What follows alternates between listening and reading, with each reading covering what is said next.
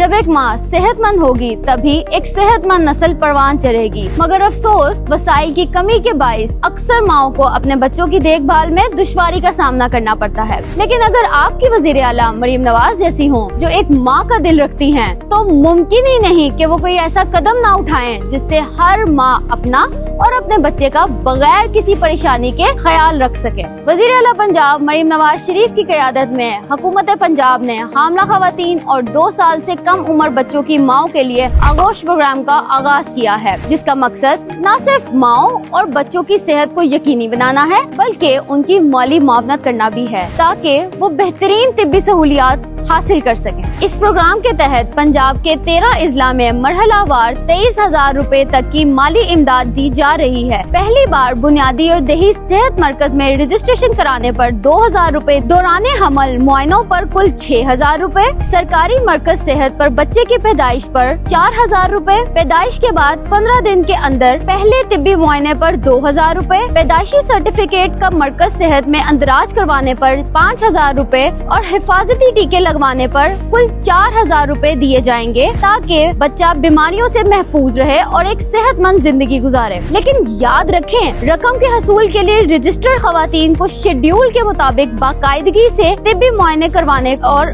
बच्चों को हिफाजती टीके लगवाने लाजमी हैं। ये प्रोग्राम सिर्फ एक स्कीम नहीं बल्कि एक माँ की ममता का एहतराम, उसकी फिक्र और उसके बच्चों की खुशियों का जामिन है। यह हुकूमत की तरफ से एक वादा है कि कोई भी माँ अपने बच्चे की सेहत के लिए तन्हा नहीं। हुकूमत पंजाब उनके साथ है, हर लम्हा हर कदम।